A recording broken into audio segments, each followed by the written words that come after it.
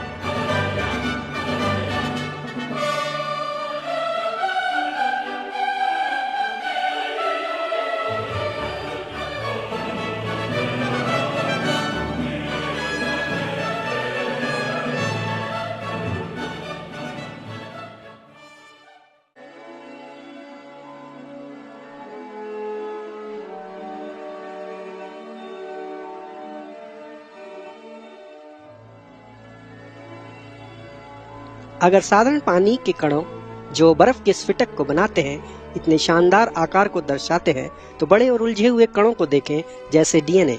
DNA में सारे जीवन का नक्शा होता है और अब तक संसार का सबसे घना ज्ञान को रखने वाला एक साधन है। उदाहरण के लिए सुई के सिरे जितनी डीएनए में इतनी जानकारी जितनी अगर किताबों में रखी जाए तो उनका ढेर यहाँ से लेकर चांद की दुराई के 500 गुना होगी। इस अद्भुत चीज का कोड और अभिकल्पना एक सर्वोच्च बुद्धिमान अभिकल्पक को दर्शाता है। डीएनए की खोज मेरे लिए ऐसा सबूत है जो चीख चीख कर ये कहता है कि एक प्रभु है। डीएनए बहुत शक्तिशाली विशाल जानकारी रखने का स्रोत है। असल में डीएनए जो हमारे जीन्स को बनाता है जानकारी की किताबों के समान है, जिसे पढ़ने के लिए उसकी भाषा का ज्ञान होना चाहिए। ये बिल्कुल अद्भुत है और वैज्ञानिक आज जानते हैं कि कोड के रूप में भाषा सिर्फ बुद्धिमान जीव से आती है और जानकारी सिर्फ जानकारी से आती है। किसी ने आज तक किसी धातु को खुद से कोड को पैदा करते नहीं देखा। किसी ने कभी किसी धातु को खुद से जानकारी को पैदा करते नहीं देखा। और जब आप डीएनए को देखेंगे तो वह पुकारती है कि आदि में प्रभु ने संसार की सृष्टि की। हम सब एक बिंदु जैसे छोटे सेल से शुरू होते हैं। इस सेल को कैसे पता कि उसे 100 खरब सेल का ये शरीर बनाना है?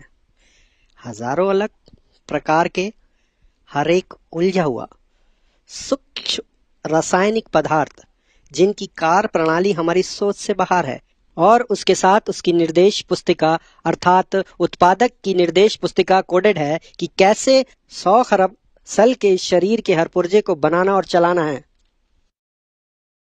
और डीएनए एक 3 परिमाण संबंधी कण है जो स्वयं को दोहराता है।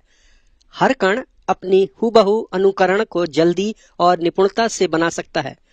प्रभु ने डीएनए को इस तरह से बनाया कि वह खुद में गलतियों को ढूंढकर सही कर सकता है। ये क्षमताएं मनुष्य के ज्ञान से बहुत आगे हैं।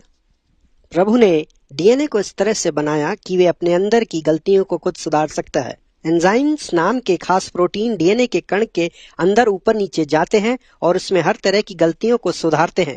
प्रभु ने हमें ऐसे डीएनए कोड से बनाया जिसमें गलतियां सुधारने की क्षमता है। जिस तरह से एक संपादक किसी किताब या अखबार में गलतियों को ढूंढता है, उसी तरह से प्रभु ने खास एंजाइम बनाए जो ऊपर नीचे जाके डीएनए की गलतियों को जटिल रूप से सुधारते हैं, जो कि अविश्वसनीय हैं।